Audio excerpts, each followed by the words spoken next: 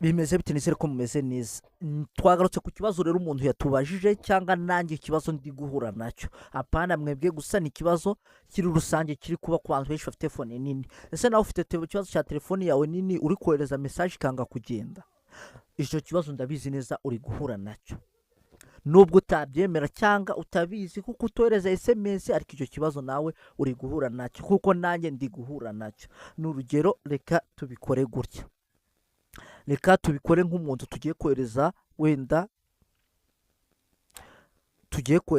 n'urugero nimero kugira ngo bitworohere. Njyewe ubwanjye mfiteho message nyinshi twari tugiye kuzireba ariko mu rwego kugira ngo video idatinda itabangari reka tubyihore tubigire gutya. Ubwanjye mfiteho ubwayo ikintu bita message nyinshi cyane. Ariko mfite ikibazo cy'uko zitari kugenda dore ndayohereza bakambwira atya. Ndabizi icyo kibazo nawe uri guhura nacyo. Ukuntu usigaye wohereza message ikanga kugenda gutya. Icyo kibazo nawe turi guhura nacyo. Niba uri guhura nacyo rero ndagira ngo mbabaze, ese bantu banjye bantu munkurikira iki kibazo namwe muri guhura nacyo?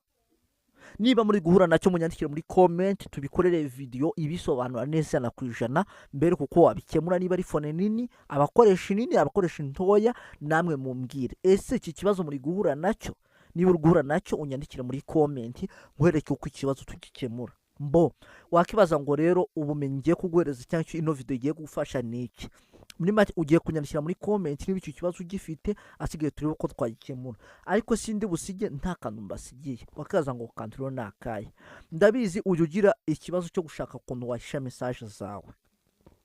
Ndabizi ujye ubyibaza ukibaza se mfite message n'urugero y'amafaranga nohereje kahise nshaka ko abantu baza kuyibona ariko ndi gushaka kuzibika. Urugero nkanjye izi ni message za mobile money n'urugero. Nawe urashaka kuzibika cyangwa ushaka kuzihisha. Wakibaza ngo urabigenza ate rero? Uraza ugire gutya.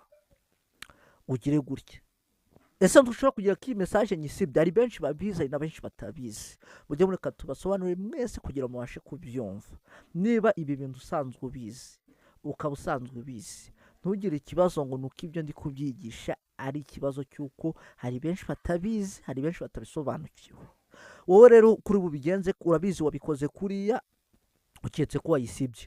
Uraza rero wikandire hehe? Uraza wikandire ahangaha hari utudomo dutatu sinzi nuko habona hari mu nguni. Uraza wakande umanuke hano hantu handitse ngo ni setting sinzi niba uri kuhabona aha, cyangwa uzi hano handitse ngo ni achievement aha kugira mbereke aho izi message zijya. Wabonye ko za message hano ngaha twazibonyeho zagiye ngizi? Wazibonye? Bivuga ngo igihe cyose twageze kuri ya message tugira ute turazibona. Iyo nshaka kuyigarura rero wakibaza ndayikandaho gutya nkahita nza nkikandira hano ngaha ngahita nza kikandira ahangaha gutya za message zitangiye zikongera zikagaruka. Sinzi niba aka kantu aricyo kagufashe cyangwa ari ubumenyi kakongereyeho ku byo waruzi cyangwa ku byo ushaka kumenya. Niba aka kantu kagezweho kagufasha cyangwa aricyo kakongereyeho ndagira ngo nkwandikire ubwire muri comment unyandikire uku nguku.